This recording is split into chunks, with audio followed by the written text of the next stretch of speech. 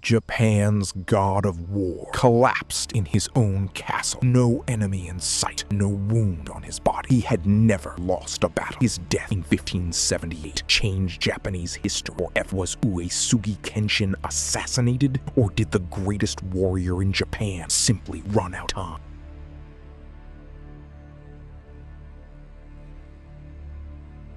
Japan's most feared general collapsed in his own castle.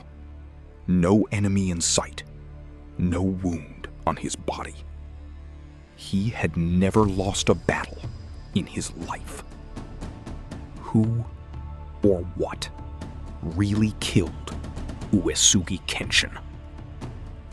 Uesugi Kenshin was not like other warlords. Born in 1530 in Echigo province on Japan's northwestern coast, he took his first military command at 14 and became Lord of Echigo at 19. He was profoundly devout, a follower of Bishamonten, the Buddhist god of war, whose earthly avatar he believed himself to be. He never married. He never had children. He swore oaths of celibacy as part of his religious practice.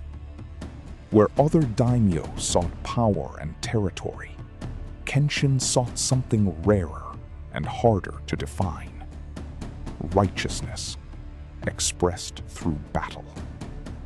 For over a decade, Kenshin fought one of the greatest rivalries in samurai history.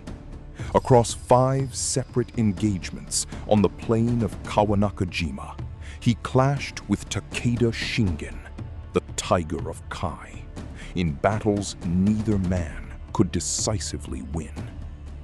They exchanged poems and gifts between campaigns. When a rival cut off Shingen's salt supply, Kenshin, who controlled the northern coast, sent salt to his enemy rather than exploit the advantage, reportedly saying, "I fight with swords, not salt." It was the most honorable rivalry of the Sengoku era.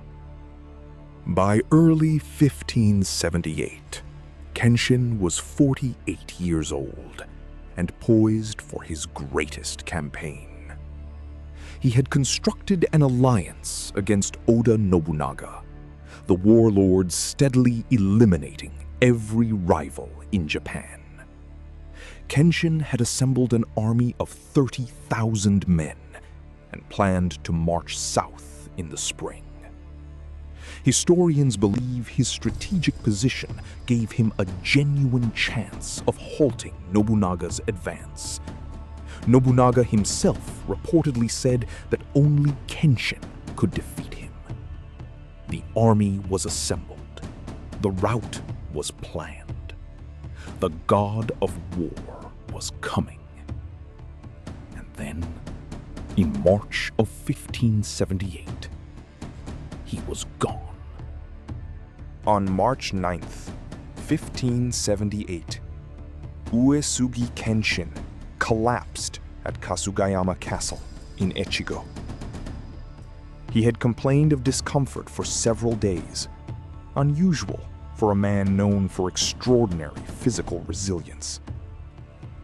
The exact circumstances remain disputed. Some accounts say he fell in the lavatory, others that he collapsed during a meal. His retainers found him unconscious. He never regained full consciousness. His body fought on for 4 days, until he died on March 13th. He was 48 years old. The campaign against Nobunaga died with him. The news of Kenshin's death was suppressed for days, in some accounts for weeks, as his generals scrambled to manage what was immediately clear: a catastrophic succession crisis. Kenshin had never appointed an heir. He had 2 adopted sons, Kagekatsu and Kagetora, and neither had been formally designated to succeed him. The assembled army of 30,000 stood paralyzed, a weapon with no hand to wield it. Meanwhile, in Kyoto, Oda Nobunaga received the news he had dreaded most, transformed in an instant into the news he had hoped for. Within days, the rumors spread. The most dramatic theory held that a ninja had been hired, possibly by Nobunaga or one of his allies, and had concealed himself beneath the lavatory at Kasugayama Castle. When Kenshin used the facility, the assassin thrust a long spear upward from below, inflicting an internal wound invisible from outside. It would explain the sudden collapse, the 4 days of unconsciousness, the complete absence of any external injury. The god of war, brought down not in battle, but by an assassin, hidden in the most undignified place imaginable. Historians have scrutinized the ninja theory for centuries and found it nearly impossible to defend. A ninja concealing himself beneath the lavatory of a heavily guarded castle without detection in a facility regularly checked requires a chain of improbabilities. More critically, no contemporary record mentions assassination. The theory appears only in documents written decades after Kenshin's death, when dramatic legend had already taken root. His symptoms: prolonged unconsciousness, no visible wound, sudden catastrophic onset, point firmly toward internal causes. The story of the ninja is compelling. It is almost certainly not true.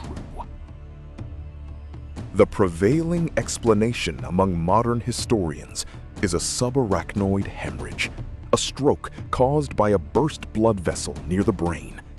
The circumstantial evidence is strong. Kenshin drank heavily throughout his campaigns, consuming sake in extraordinary quantities. He ate a diet saturated in salt, typical of the era, but dangerous in excess. He was under immense psychological pressure as he prepared the most consequential campaign of his life.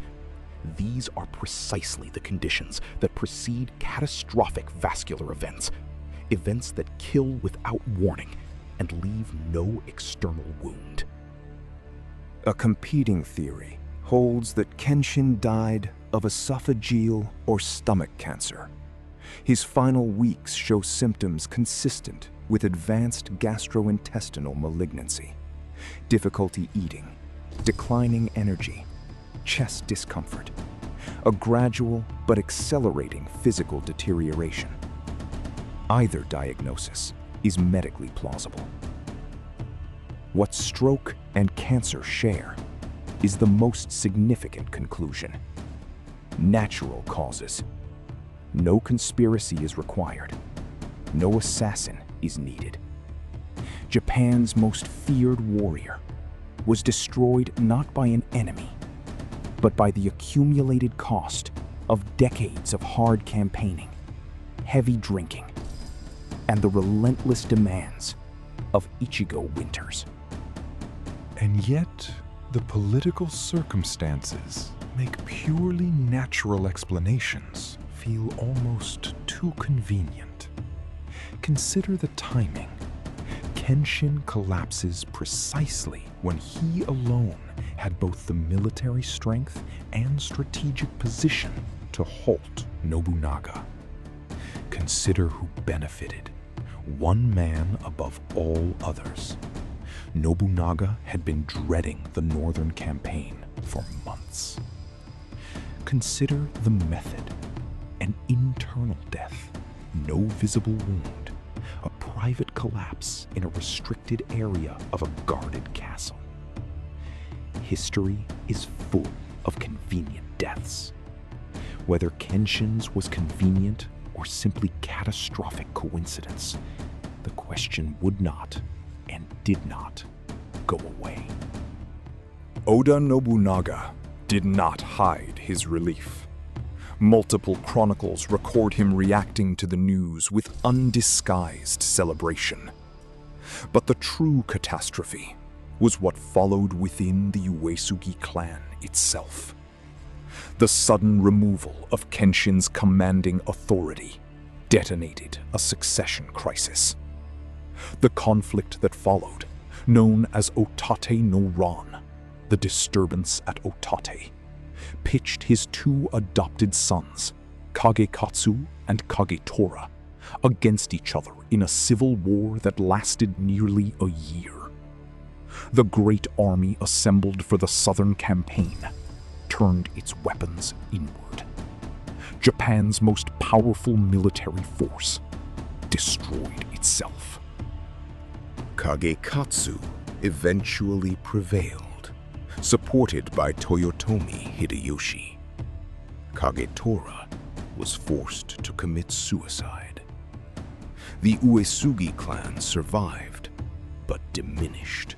Its military capacity shattered, treasury depleted, prestige damaged beyond recovery.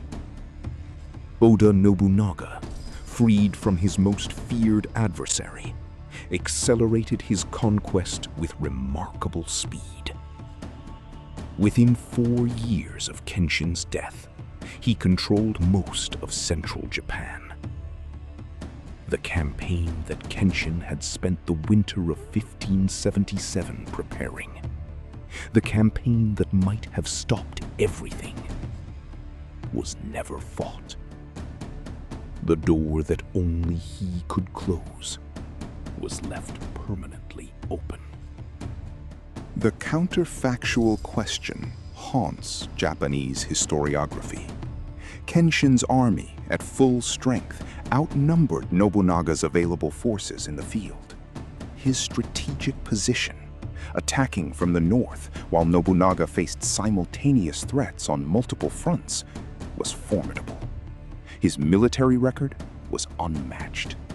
Some historians argue that Kenshin, had he lived even another year, might have forced Nobunaga to accept a divided Japan rather than a unified one. The man who ultimately unified Japan, Toyotomi Hideyoshi, rose directly into the vacuum Kenshin's death created. One man's death, one course of history. In Japanese cultural memory, Uesugi Kenshin occupies a position unlike almost any other historical figure. He is the image of the warrior who fights for principle rather than self-interest, who sends salt to an enemy rather than exploit his weakness, who refuses titles and appointments that would compromise his independence, who serves his god rather than himself.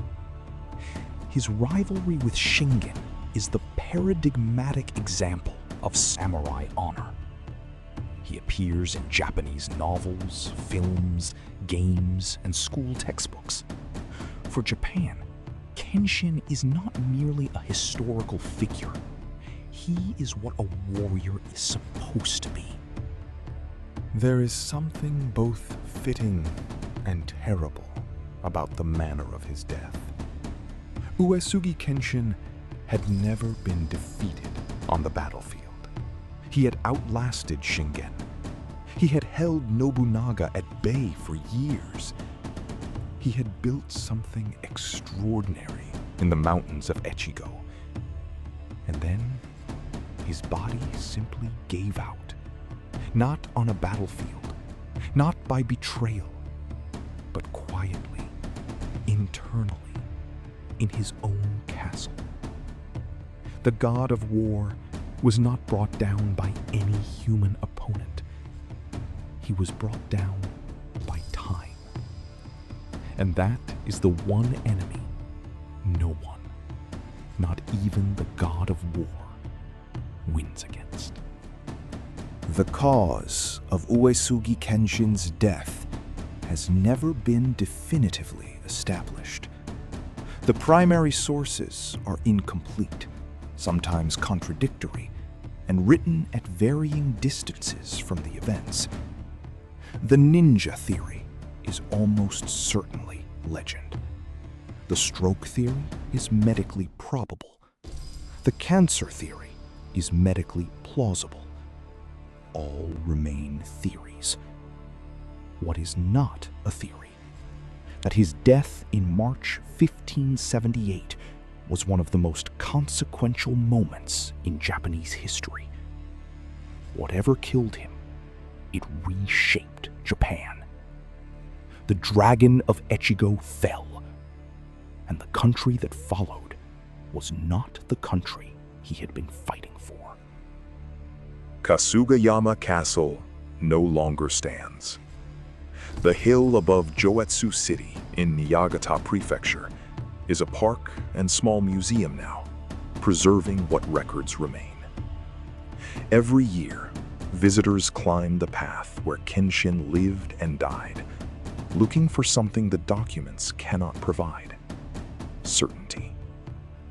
The mystery endures not because evidence is hidden, but because history rarely grants final answers.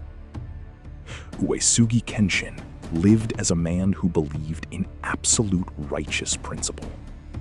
He died as a question. Japan is still asking it. Next time on Samurai Chronicles, Kenshin's greatest rival died under equally mysterious circumstances just 5 years earlier. Takeda Shingen, the Tiger of Kai, dead in 1573. Was it a sniper's bullet fired from a castle wall? Was it illness? 2 rival generals, 2 suspicious deaths. Coming next. Uesugi Kenshin, the Dragon of Echigo, Japan's god of war. A man who fought 60 battles and never lost one. A celibate warrior monk who sent salt to his enemy as an act of honor. The general who might have halted Japan's unification if he had lived another year. And a mystery that 4.5 centuries have not resolved. The greatest warriors are remembered not only for how they fought. Sometimes they are remembered for how they fell, and for the question they left behind.